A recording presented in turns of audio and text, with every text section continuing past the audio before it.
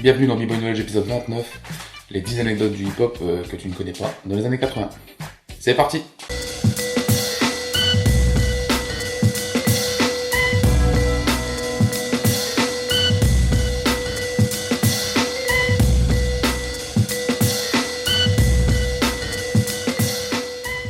Le thème Genesis of Love, Tom Tom Club, a été repris ou samplé au moins une dizaine de fois dans le milieu du hip-hop. Voici quelques titres, les plus connus.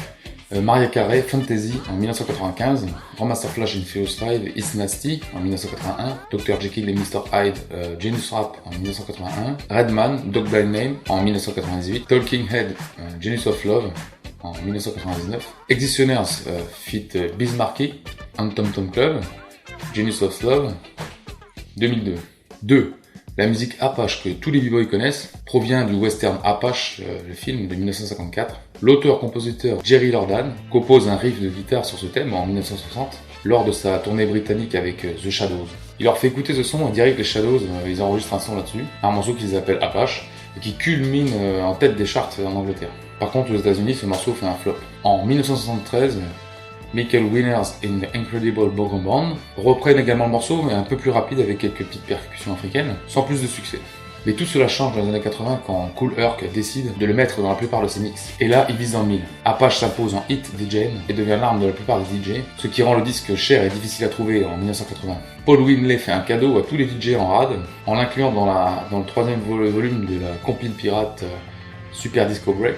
Apache apparaît également dans le titre de Flash The Adventure of Grandmaster Flash on the Wheel of Steel. Il assoit ainsi son statut de break incontournable. 3. Revenons-en au sample.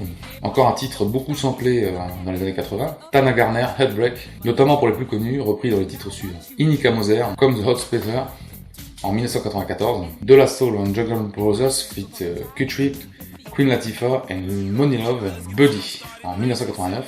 The Tetris 3, Feels Headbeat, en 1981. DMX, It's All Good, en 1998, Eazy-E Radio en 1988. Pour la France, le groupe de rap Tout Simplement Noir a aussi samplé ce son.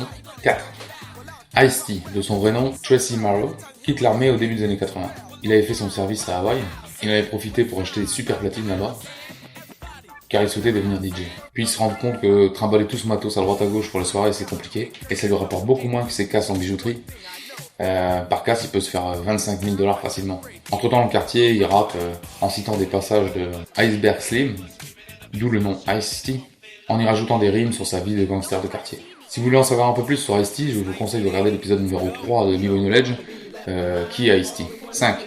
Malcolm McLaren, un londonien, issu d'abord du mouvement punk, a joué un rôle super important dans le hip-hop. Il a assisté en tant que petit blanc à une soirée de ghetto où étaient réunis DJ, rappeurs, b-boy, graffeurs. Il tombe littéralement amoureux de ce mouvement et il considère même que c'est la plus grande découverte culturelle du XXe siècle. Dès son retour, il discute avec Rosa Blue, aka Cool Lady Blue, qui sera par la suite manager des Rocksteady Crew. Il souhaite ramener cette culture dans un milieu chic. Ce qu'il fait pour la première fois le 14 septembre 1981, avec notamment Jazzy J, Afrika Bambaataa, Futura 2000, Fight Fight Freddy et les Rocksteady Crew, au Ritz de Manhattan, en y regroupant les 4 éléments de la scène hip-hop. De là, Rosa Blue et Michael Holman décident de faire des soirées hebdomadaires au Negril, un club de Manhattan. Devant un tel succès, le Negril devient trop petit. Les événements se feront par la suite au Roxy. Pour en revenir à Malcolm McLaren, son titre le plus connu est Buffalo Gal en 82.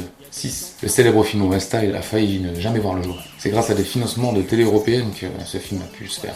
Au début, le rôle principal du film devait être joué par Lee Quinlan, une légende du graffiti, mais il ne voulait absolument pas le faire. Mais Charlie Hunnam a réussi à le convaincre. Il fait notamment jouer sa petite amie dans son propre rôle, Lady Pink, elle aussi une légende du graff.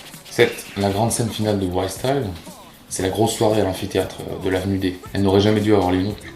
Après un an de négociations avec la ville, le réalisateur n'avait toujours pas avoir d'autorisation pour faire cette scène. Ils y vont quand même sans autorisation, et en 2 prises, c'est bon, c'est dans la boîte. 8. Ice-T et Dr. Dre ont failli ne jamais faire carrière dans le hip-hop. Pour Ice-T, qui gagne très bien sa vie en trafiquant à droite à gauche, il croise un jour chez son coiffeur, un gars, qui lui propose d'enregistrer un son.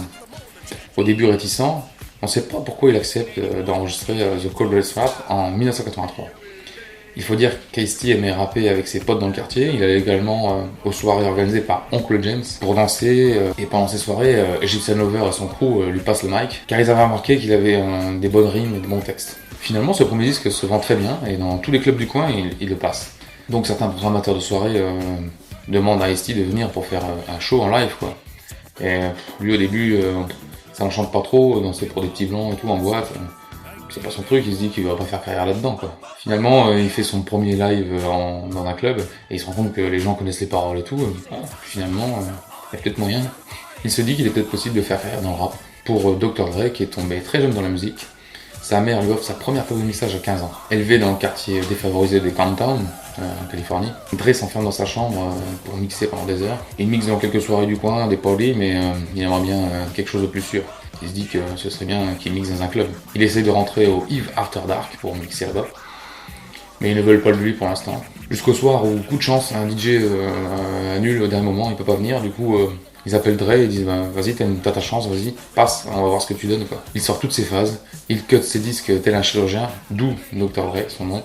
Il fait partie depuis peu du groupe World Class Wrecking Crew. 9. La première au cinéma de Wild Style a lieu au Japon. Donc l'équipe du film a fait une tournée d'1 mois là-bas pour promouvoir le film. 10. Lors de la sortie du célébrissime White Line de Grandmaster Flash et Email, un certain Spike Lee, qui faisait ses études au cinéma à NYU, devait s'occuper de la réalisation du film. Mais Sylvia Robinson, de Cigarette Records, étant très radine, refusa de payer pour ce clip. Spike Lee engagea avec son propre argent l'acteur à l'époque inconnu Laurence Fishburne, âgé à cette époque de 22 ans, pour le rôle du dealer fantomatique qu'on voit dans le clip. N'hésitez pas à regarder l'épisode juste avant, les anecdotes des années 70. Là, pour les anecdotes des années 80, il y aura plusieurs épisodes. Abonnez-vous, de toute façon vous avez que ça à faire, vous êtes tous confinés. Donc regardez tous les épisodes, il y a une playlist, faites-vous plaisir, lâchez vos commentaires, mettez un pouce bleu, abonnez-vous. À la prochaine, peace. It's like a jungle sometimes, it makes me wonder how I keep from going under. It's like a jungle sometimes, it makes me wonder how I keep from going under. 1, 2, 3, and don't push me, cause I'm close to the edge. I'm trying not to lose my head. Buffalo gal go around the outside, round the outside, round the outside. Buffalo gal go around the outside. Change you beat.